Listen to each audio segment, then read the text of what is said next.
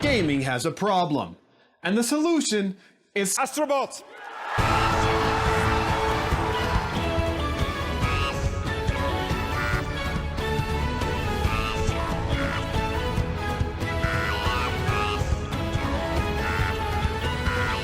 When Astro Bot won Game of the Year, I got so excited I threw up. And I ain't even played Astro Bot. Just the idea that such an easily accessible, silly-looking game made by a small, passionate dev team could be given such prestige has given me more hope for the future of the gaming industry than I've had in a long time. Giving Astro Bot and games like it the spotlight they deserve is the answer to what I think is one of the biggest problems facing the game industry right now. Maybe not the biggest problem, that's an overstatement, but a problem. To be clear, this is not one of those AAA gaming is dead kind of videos. The problem with games isn't the woke. And the problem isn't derivative copycat games with bloated runtimes. When you think about it, those things have kind of been around since the beginning. In a sense, the whole industry was founded on scummy microtransactions. Play Sunset Riders, you'll see what I mean. The problem is that video games, for a while now, have been a uniquely insecure medium. It doesn't matter how many mid-budget stoner comedies or shark-based horror TV movies come out, nobody's questioning whether or not movies can be art. That conversation has been over for around 100 years, give or take. Video games are just younger. There are plenty of people alive today who remember when they were literally in the toy aisle. They're kiddie stuff. But some of those kids that played the Super Nintendo and the PlayStation formed a strong emotional connection to those games. In the same way that some kids remember feeling sad and maybe contemplating their own mortality while watching the Cars sing their I Don't Wanna Die song in the Brave Little Toaster, I remember laying in my bed with my DS open sometime past midnight, crying at the end of Pokemon Mystery Dungeon. Simple as they might be, the stories in these games meant something to the people that played them. So as people like me grew up, we started looking for validation.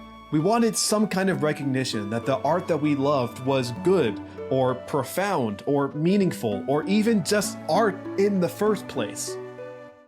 What we got was the Spike Game Awards. The Game Awards as we know them today started in 2014, but the nasty Dorito-crusted seed of the Game Awards was planted all the way back in 2003 with the Spike Game Awards on Spike TV, the Dr. Pepper 10 of TV stations. That's right, the big boy industry award show was right between Stripperella and Gary the Rat.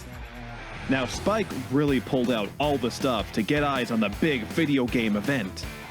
By that I mean, the show started with a montage of video game clips, and then, literally 2 minutes in, Cedric the Entertainer yells that the Game of the Year is Madden 2004. Then Bubba Sparks comes out and performs with a bunch of wet cheerleaders.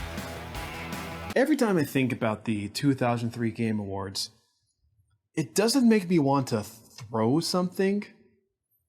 It makes me want to pick up an object and just hold it firmly against a wall.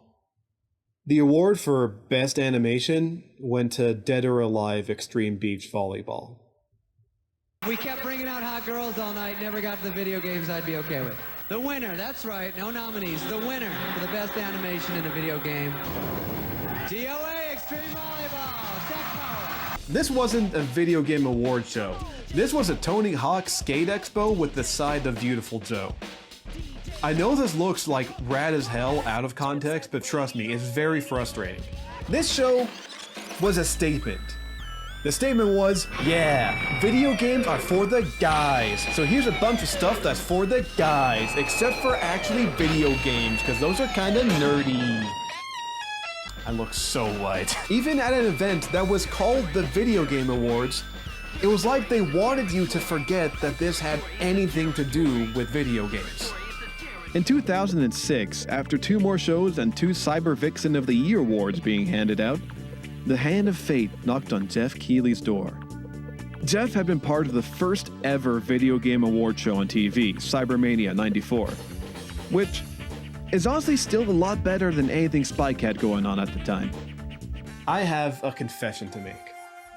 Even though Jeffy Boy's Big Boy Game Awards are a big part, maybe the entirety of this insecurity problem that I'm talking about, I am still overall a fan of Jeff Keighley.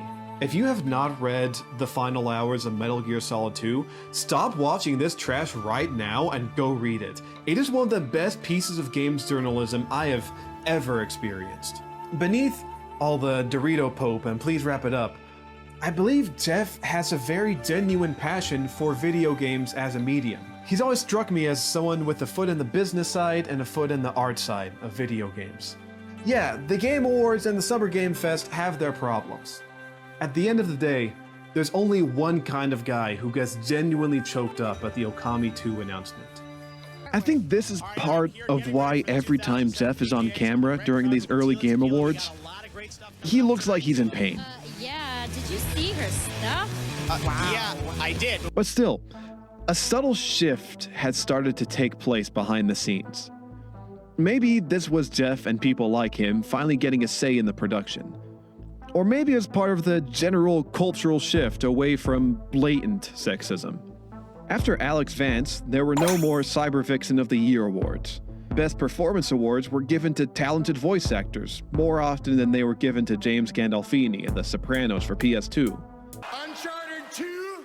More like Uncharted Poo! They started highlighting significant people and developers more with the Gamer God Award.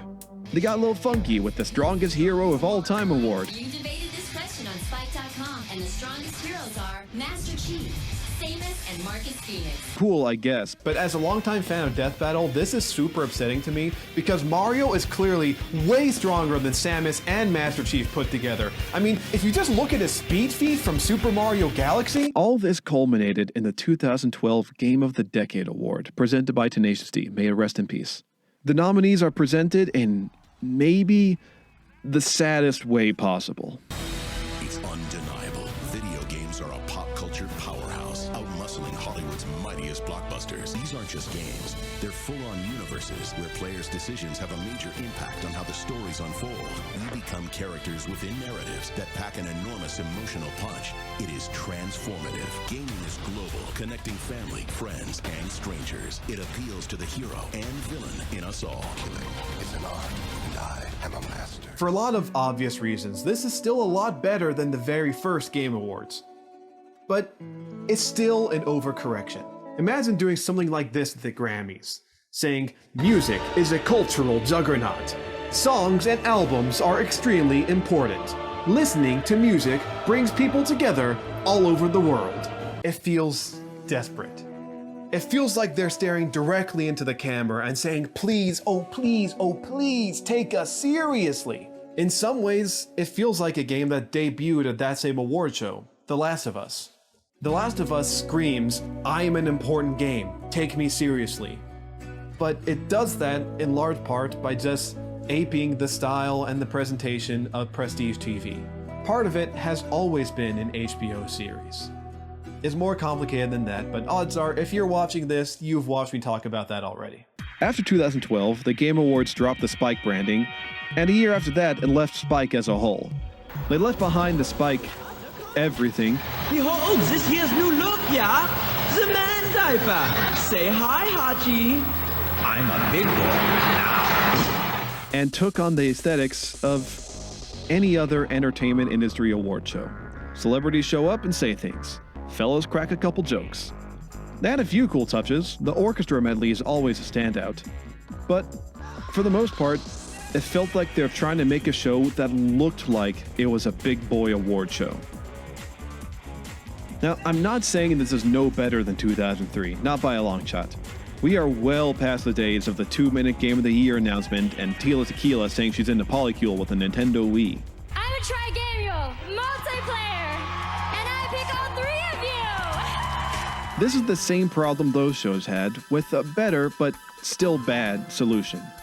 It still felt embarrassed to be a video game show. Game of the Year nominees were almost always 4 super realistic, dramatic looking titles, and 1 silly one. And the silly one almost never won. 2015 had Witcher 3, Bloodborne, Fallout 4, Metal Gear Solid 5, and Super Mario Maker.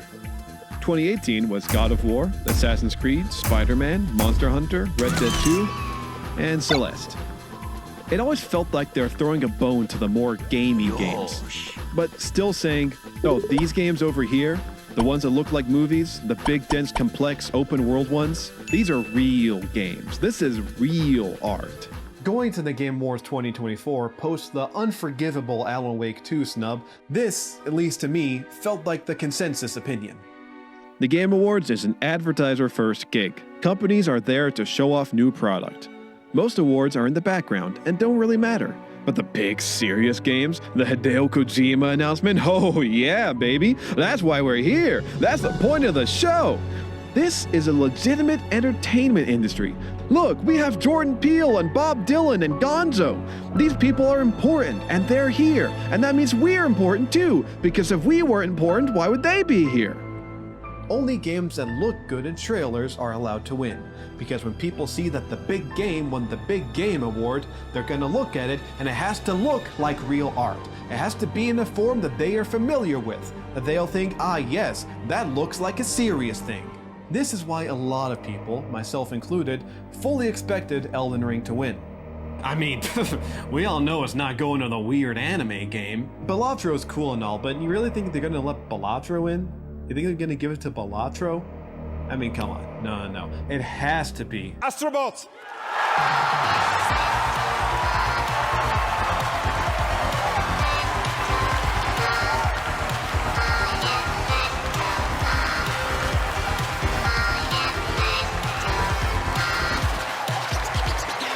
Studios in pursuit of games that look like real art have been dealing with ballooning, massive budgets, schedules, and workloads. Making a AAA game is an enormous amount of work and an even bigger risk. You can spend millions of dollars and years of crushing your entire dev team into a fine powder, only to end up with something that incites complete apathy in the general public. It's the reason why Interstellar Bad Moses was announced as a franchise, not a game. I'm not going to say that these developers are bad. These people are incredibly good at what they do. They are great at it. I won't say that it doesn't matter that I can count Ellie's eyelashes in The Last of Us Part 2. But I will say that it didn't add to my enjoyment of the game. All this is to say that it means something when they finally let the silly game win the Big Boy Award. Astro Bot was a relatively small game, made by a relatively small team, on a relatively small budget. It is a game designed for you to have a fun time. It's a game designed to take you on the kind of emotional journey that only a game can pull off. It doesn't look like it would be a standout in any way in any other medium.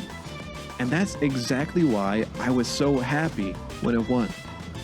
I grew up in the GameCube and PS2 era. Most of my favorite games were just about silly little guys jumping around.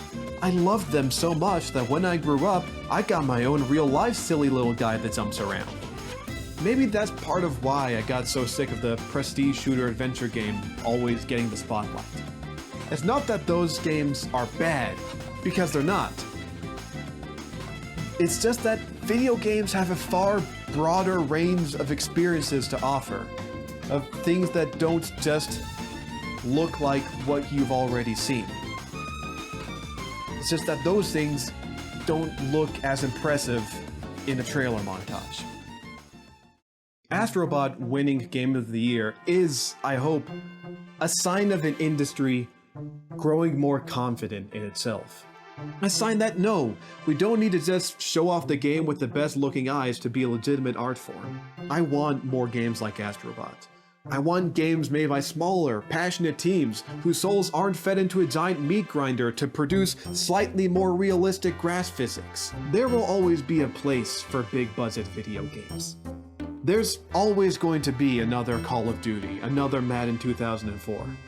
But if we actually love this medium, and if we actually want it to be taken seriously, then we have to have the confidence to hold up the silly little guys and say, this is just as good. This is a video game with just as much merit as any Elden Ring or Last of Us 2. This is a silly robot jumping around. And this is art.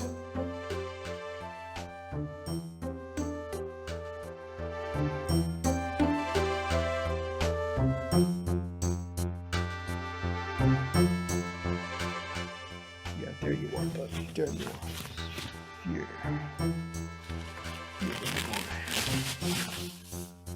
Yeah, scrunchy boy. You're a scrunchy looking fella. Thanks to Spike TV and all the fans who have supported us at Bethesda over the years.